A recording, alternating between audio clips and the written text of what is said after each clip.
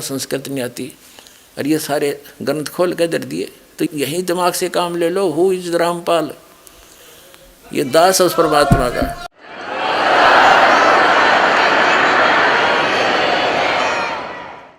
ये रामपाल दास उस परम पिता का, उस परमेश्वर कबीर देव का दास है। उसकी दी हुई बुद्धि से सब सदग्रंथों को समझा है।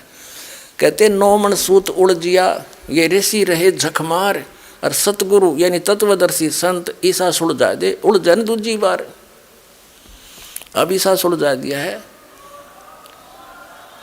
इस कलयुग में नहीं उड़ सकता अभी। अब ये थोड़े से दिन में ये ट्या ट्या करने वाले हैं ना विरोधी, सिर पटक कर बैठ जाएंगे। जनता इन्हें बोलने नहीं देगा। बच्चा बच्चा भी बस चुप हो जाओ, तेरे दिन सुन ली तुम्हारी ये बकवाद।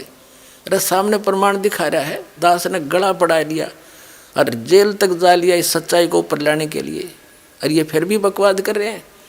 इस दास ने तो न्यौछावर कर रखा है जीवन परमात्मा के लिए। परमात्मा के बच्चों तक इस तत्व ज्ञान को पहुंचा कर छोड़ूंगा, चाहे कुछ भी बीतो मेरे साथ।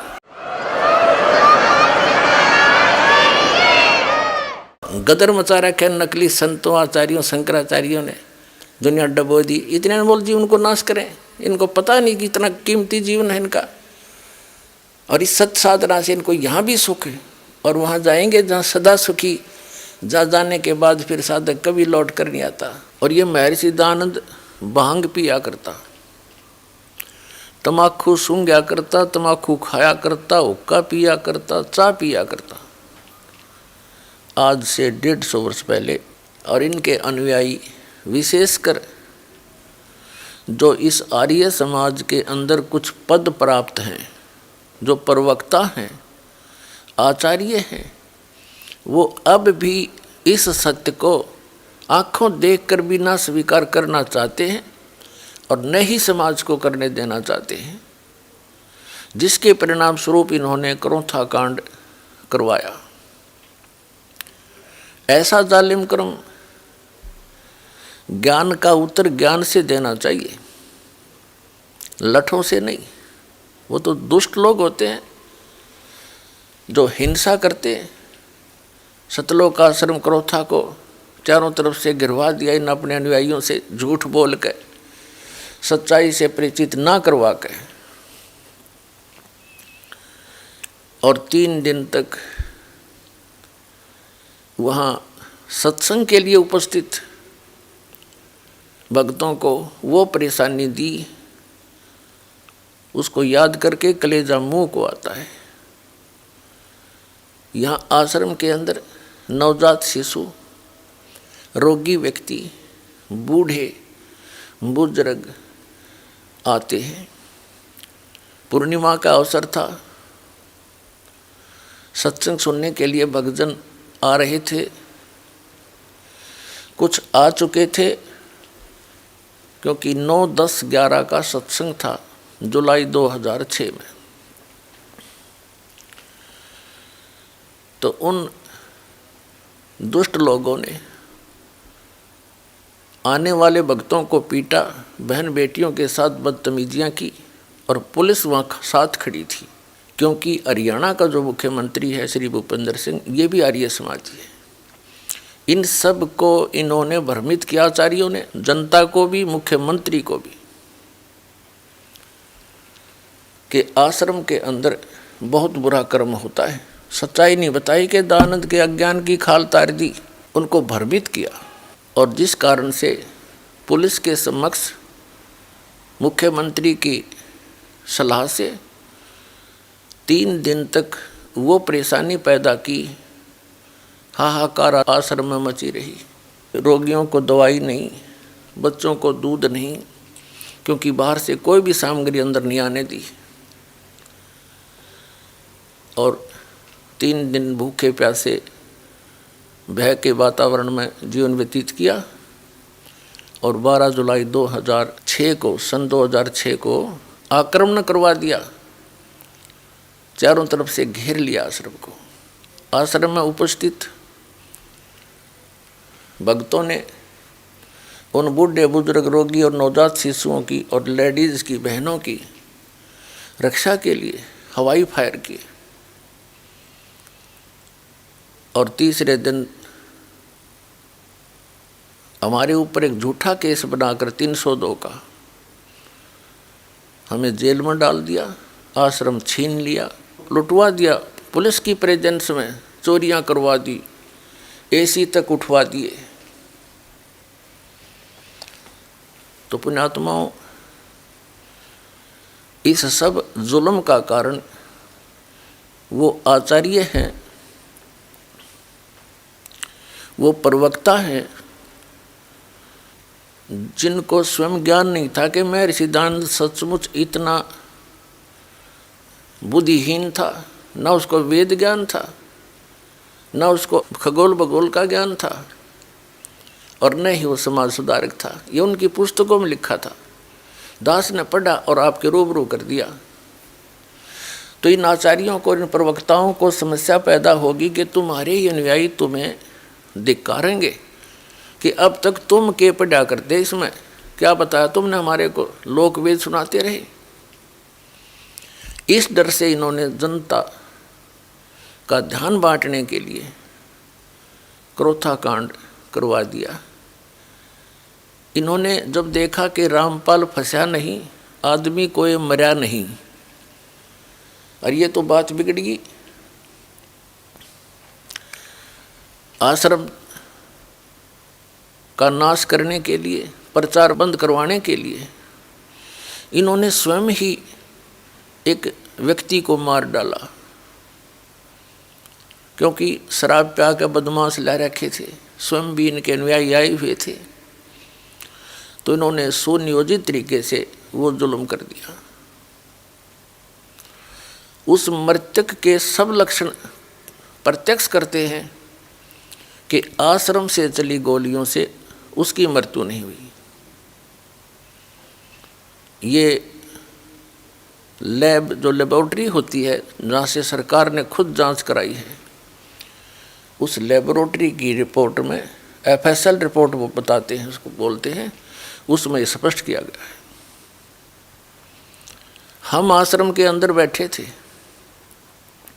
आश्रम से बाहर नहीं गए, हमारे ऊपर आक्रमण किया गया। SDM रोहतक अपने आदेश में लिखता है कि मैं भी वहाँ उपस्थित था, और उपस्थित पुलिस ने वहाँ पर जो प्रोटेक्शन में थी बहुत बचाव करने की चेष्टा की, लेकिन भीड़ उग्र थी, वो काबू नहीं आई। तब पुलिस ने मुझे राय दी कि इसको कब्जे में ले लिया जाए, आश्रम को खतरा है, और मैं भी सहमत था इस बात से, क्योंकि मैं वहीं पर था, SP DC भी वहीं पर थे। आश्रम कब्जे में ले लिया गया।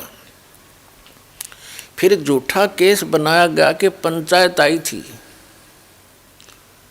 रास्ता खुलवाने के लिए, रास्ता जाम वो खुद कर रहे थे। तो ऐसा जुल्म इन लोगों ने किया हमारे साथ, वो तो परमात्मा ही इनको सजा दे या इनाम दे, भगवान पर छोड़ते हैं। लेकिन हम अपने परमात्मा पर गर्व करते हैं कि उन्होंने ऐसे जुल्म किए, फिर भी हम सुरक्षित, और आज ये ज्ञान शिखर में पहुंच गया। इन सब फिटे मुँह हो जाएंगे।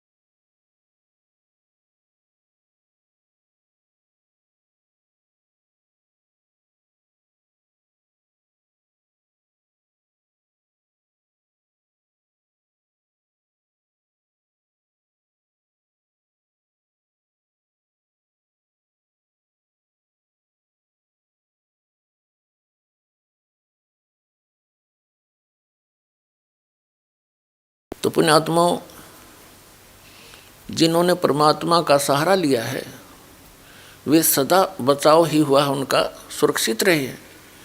पिछले इतिहास देख लो, प्रहलाद के ऊपर कैसे जुल्म किए थे,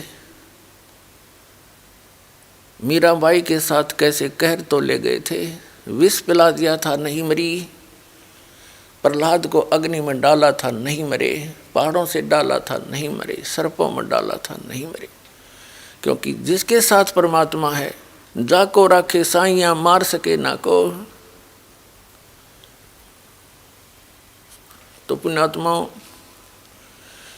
ये तो घटना सो घटी, हमें अब उसका दुख भी खत्म हो गया हमारा। क्योंकि जो उद्देश्य दास का था कि प्रचार परमात्मा का, सत प्रचार जनता तक पहुँचाए, इन अज्ञानियों का ज्ञान हटा रही, उनको त्याग कर सतमार्ग ग्रहण कर ले। और क्रोथा कांड का मेन उद्देश्य था कि रामपाल को मार दें, लेकिन परमात्मा की दया हुई, दास ने मरने का गम नहीं, उस समय मर जाता तो ये काम अधूरा रह जाता, ये गम अवश्य साथ ले जाता। अब मेरा काम पूर्ण हो लिया, डूंडा पाड़ दिया, सबके छक्के छुड़ा दिए, अरीड के सब जोड़े खाली करके दिखा दिए।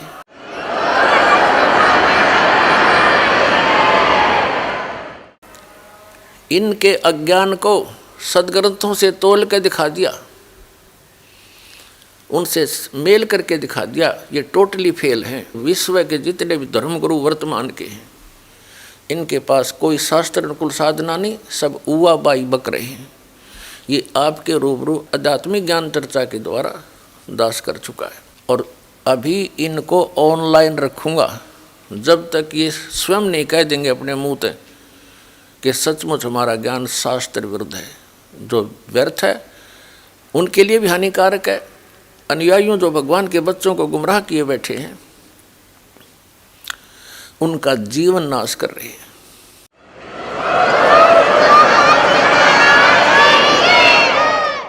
तो महर्षि दानंद और अन्य जितने भी ये महापुरुष हुए हैं, जो अध्यात्म मार्ग में आगे बढ़ने की जिन्होंने चेष्टा की है, वे सभी पुण्यकर्मी प्राणी होते हैं, परमात्मा के लिए तरफ रहे होते हैं। और उसी तरफ में ये महापुरुष इधर उधर जाते हैं, उनको मालूम होता है, धीरे धीरे ज्ञान होता है एक दूसरे से सुनकर कि परमात्मा की जानकारी तत्वदर्शी संत बताया करते हैं।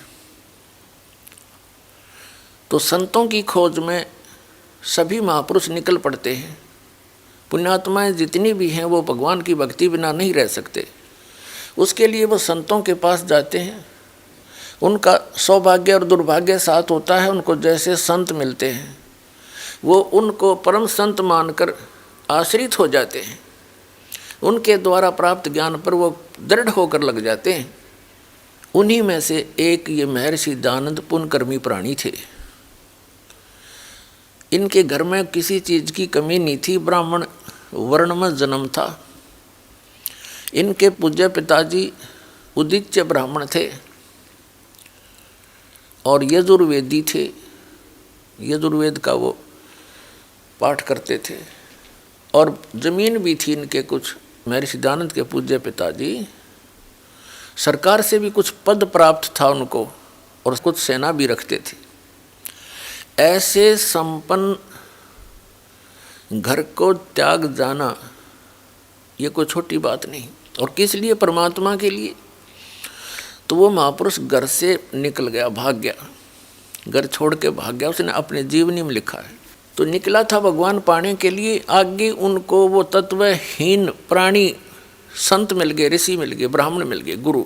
महर्षि दानंद जी ने 13 गुरु किए और अन्य से बहुतों से ज्ञान ग्रहण किया, लेकिन उनकी जीवनी में लिखा है वो 13 गुरु उन्होंने धारण किए और उनके चरणों में बैठकर उन्होंने वेद ज्ञान, वैदिक ज्ञान प्राप्त किया। और उन अज्ञानियों से ग्रहण ज्ञान के आधार से स्वयं वक्ता बन गए, ये जिज्ञासु बन के निकले थे। और उस तत्व ज्ञान के आधार से वो वक्ता बन गए, औरों को ज्ञान प्रचार करने लगे उस अड़ंगे का जो 13 ज्ञानियों से ग्रहण किया था।